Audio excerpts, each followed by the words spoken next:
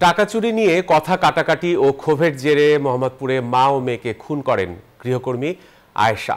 বৃহস্পতিবার রাজধানীর মিন্টু রোডে ডিএমপির মিডিয়া সেন্টারে সংবাদ সম্মেলনে এসব তথ্য জানিয়েছে পুলিশ। এদিকে গ্রেপ্তার দুজনকে দুপুরে আদালতে তোলা হয়।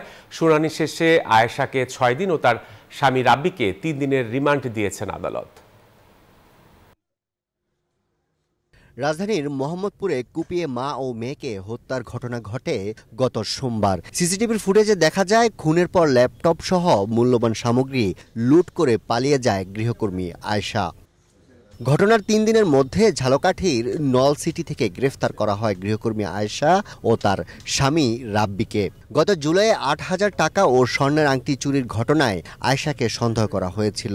সেই ঘটনায় পাওয়া একটি ফোন নাম্বারের সূত্র ধরে ঝালকাঠিতে আয়েশার দাদা শ্বশুর বাড়িতে অভিযান চালায় পুলিশ।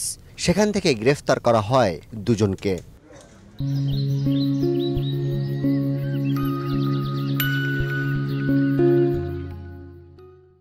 বৃহস্পতিবার সংবাদ সম্মেলনে পুলিশ জানিয়েছে, সিসিটিভির ফুটেজে আয়েশাকে চেনা না গেলেও গলায় থাকা পোড়া চিহ্ন দেখে তাকে শনাক্ত করা হয়। সে এই কাজটা করার পরে কিভাবে সেফ এক্সিট হবে, সে তার কাপড় চোপড় চেঞ্জ করে মেয়েটার কাপড় চোপড়গুলো পরছে, মুখ ঢাকছে, একটা ওই ল্যাপটপের ব্যাগ পিছনে নিয়ে এজিফ যে বাসার মেয়ে প্রাইভেট পড়তে অথবা কলেজে বা ইউনিভার্সিটিতে বাহির হয়ে যাচ্ছে, এই একটা এনভায়রনমেন্ট ক্রিয়েট করে সে বাহির হয়ে গেছে। পুলিশ বলছে হত্যার আগের দিন আয়েশা 2,000 টাকা চুরি করে। এ নিয়ে তাকে পুলিশে দিতে চেয়েছিলেন নিহত গৃহকর্ত্রী লায়লা আফরোজ।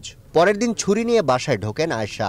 গৃহকর্ত্রীকে অ্যাটাক করে, তখন তাদের মধ্যে ধস্তাধস্তি হয় এবং সেই সময় সে ক্লাস 9 পড়ুয়া তার যে মেয়ে সে ঘুমিয়েছিল। যখন মার সাথে ধস্তাধস্তি চলতেছে, তার পরবর্তীতে সে যখন এসে আবার ইন্টারকমে সিকিউরিটি গার্ডকে জানাতে যায়, তখন সে আবার মাকে রেখে মেয়েকে অ্যাটাক করে। এই ঘটনায় আসামি আয়েশার 6 দিন এবং তার স্বামী রাব্বির 3 দিনের রিমান্ড দিয়েছেন আদালত। বাসায় গৃহকর্মী রাখার আগে তার এনআইডি সহ বিস্তারিত তথ্য সংগ্রহ রাখার আহ্বান জানান ডিএমপির অতিরিক্ত কমিশনার।